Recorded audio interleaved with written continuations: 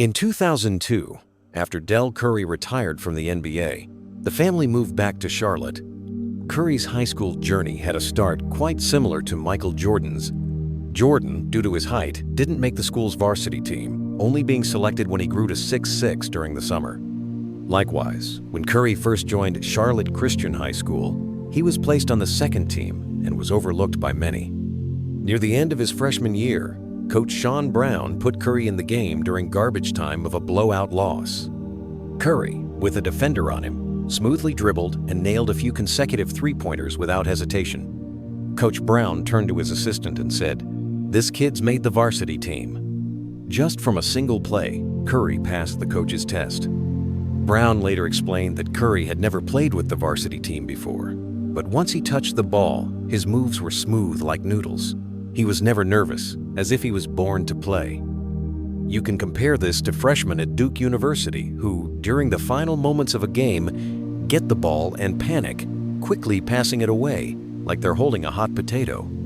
For Curry, those moments seemed completely natural. However, Curry's shooting was not flawless. He was often blocked by defenders. He asked his father, Del, for advice, and Del responded with a serious question. "Are you serious about basketball?" Curry replied, "I want to be the best player I can be." With that confirmation, Del began to coach his son seriously. Before high school, Curry's shooting form was unconventional. Due to a lack of strength, his shot was low, sometimes coming from his chest or even waist level, resembling Sean Marion's shot. Del wanted to fix this, so he made Curry a summer plan: shoot 1,000 shots a day. For a freshman, changing his shooting form was painful and exhausting. At first, Curry's arms hurt so much he couldn't even raise them. He would go back to his room feeling defeated. To make things worse, his new shot wasn't working either. Outside the paint, Curry couldn't hit a single shot. That summer at the training camp, Curry experienced the worst time of his life. Other players wondered who this kid was and why he was there, thinking, does he even know how to play basketball? Curry, for the first time in his life, almost gave up on basketball. But since he had promised his father, Del was the first to stop him from quitting. With Del's encouragement and help, Curry went through one of the most important transformations of his life. He raised his shot release point and learned to shoot faster, making a complete, fluid shooting motion in just a few milliseconds. Entering his sophomore year, with his newly mastered shooting form, Curry was almost unstoppable. If opponents didn't have excellent defense or hadn't studied him, they couldn't react to his shots. Coach Brown was confident Curry could easily average 30 points per game. But Curry believed shooting too much was selfish. So Coach Brown spent a lot of time convincing Curry, explaining that taking more shots would not hurt the team, but could instead draw defenders and create open shots for teammates. Brown set a target. Curry needed to take at least 5 shots each quarter. With Brown's guidance, Curry had 3 perfect Seasons 3 team MVPs, 3 conference MVPs, 3 state MVPs, and 3 state championships. He led the underdog Charlotte Christian High School to a three-peat.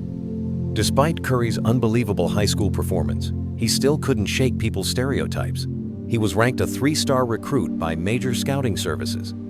As a coach's son, Curry should have had a greater advantage in the college recruitment process, but you wouldn't believe how stubborn the college coaches and scouts were. Curry's first choice was Duke University, where he simply wanted to join the prestigious school, even without a scholarship. He attended a training camp at Duke, where Coach K, known for his sharp eye for talent, missed him. Duke had just recruited a 4-star guard, and their assistant coach bluntly turned Curry down, saying, "We're full this year. Try again next year." A 18-year-old who looked like a 14-year-old freshman. That was the core reason why Curry wasn't recruited by the big schools. For Curry's future, Del reached out to North Carolina, but they had already signed the 3rd-ranked guard in the country, Ty Lawson. So, Del had to visit his alma mater, Virginia Tech. Del had been a star player at Virginia Tech, and Sonia, his wife, was an important member of the school's volleyball team. So, the school sent an assistant coach and scout to meet Curry in Charlotte. This meeting caused a stir at school. No athlete had ever received such attention. It was a once-in-a-lifetime occurrence for the school. At lunch, the assistant coach told Curry, "We admire you, but right now, we can only offer you a spot as a redshirt player, and after that, a 4-year scholarship." In other words, Curry would spend 5 years in college, 1 year practicing with the team but not playing, and 2 years as a bench warmer. This was an insult to Curry's pride, and he immediately rejected Virginia Tech. Curry believed that, although he appeared thin, he was just as good as anyone else and deserved to be a starting player at a top college. This confidence aligned with the philosophy of Davidson College. The coach there, Bob McKillop, believed basketball wasn't about size, it was about character. McKillop had known Dell for years, and his son had often played baseball with Curry. McKillop saw Curry's resilience and believed he could succeed. So Curry chose to attend Davidson College, which wasn't nearly as rich in resources as the bigger schools. Davidson's basketball and volleyball teams shared a single gym, and the players only received a few jerseys and 2 pairs of shoes each year. Curry's journey wasn't easy, but it was his passion and hard work that shaped him into the NBA superstar he became. From a skinny high school player to a college standout, Curry's rise wasn't just about talent. It was about determination, resilience, and belief in himself.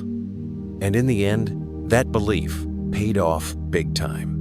So how did Steph prove everybody wrong at Davidson and put himself on the national map? We'll talk about that next time. Don't miss it.